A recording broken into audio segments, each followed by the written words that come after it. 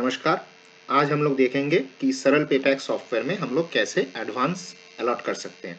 तो यहाँ पे हम लोग प्री सैलरी ट्रांजैक्शन में जाएंगे, तो यहाँ पे हम लोग एडवांस में जाएंगे और एडवांस में जो भी एम्प्लॉय एडवांस ले रहा है वो हम लोग यहाँ पे एडवांस ऑप्शन से सिलेक्ट कर सकते हैं।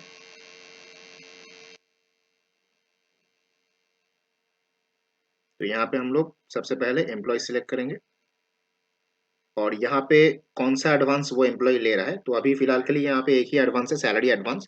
तो अगर आपका और भी सारे एडवांसेस है तो यहाँ पे सारे एडवांसेस का लिस्ट आपको यहाँ पे मिल जाएगा, तो उसमें से आप सिलेक्ट कर सकते हैं कि कौन सा एडवांस वो ले रहा है। और यहाँ पे हम लोग डेट डाल देंगे एडवांस लेने का और अमाउंट में हम लोग अमाउंट डाल देंगे कि कितना अमाउंट वो एडवांस ले रहा है।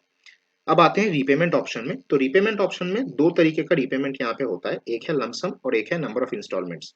अब इस एम्प्लॉय को अगर नेक्स्ट मंथ के सैलरी से पूरा 10,000 रुपया काटना है तो वो लमसम ऑप्शन चूज कर सकता है और यहाँ पे 10,000 अमाउंट डाल देंगे इंस्टॉलमेंट अमाउंट में और फरवरी 2022 का सैलरी से हम लोग डाल देंगे तो ऑटोमेटिक हमारा फरवरी 2022 के सैलरी से 10,000 रुपया डिडक्ट हो जाएगा।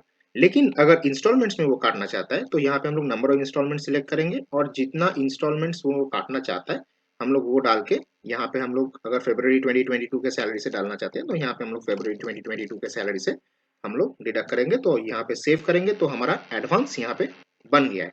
अभी अगर ईएमआई रिकवरेबल में जाते हैं तो ईएमआई रिकवरेबल में देखिए कि फरवरी मार्च अप्रैल मई जून ये 5 महीने का हर महीने करके 2,000 रुपये उसका काट रहा है।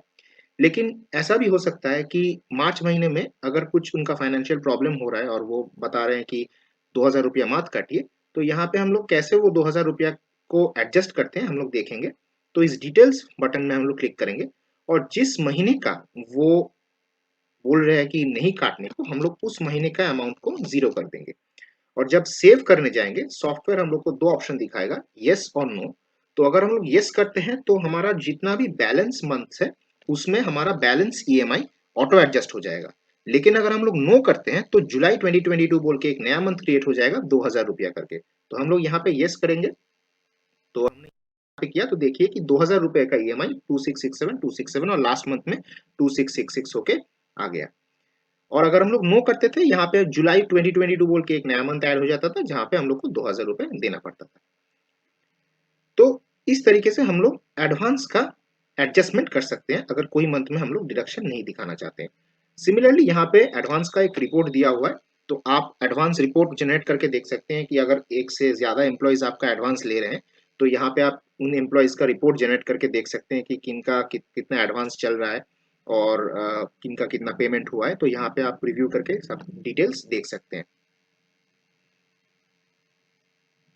तो यहाँ पे तो एक एम्प्लॉय का था, तो एक यहाँ पे देखिए एक साथ 5 एम्प्लॉयज का जनरेट किया है, तो 5 एम्प्लॉयज का एडवांस रिपोर्ट है। तो एडवांस रिपोर्ट आप 5 एम्प्लॉयज का जनरेट करके देख सकते हैं कि किसका कितना एडवांस कट रहा है, किसके कितना पेमेंट दिया है, कितना रीपेमेंट रिमेनिंग है, तो आप सब डिटेल्स में देख सकते हैं।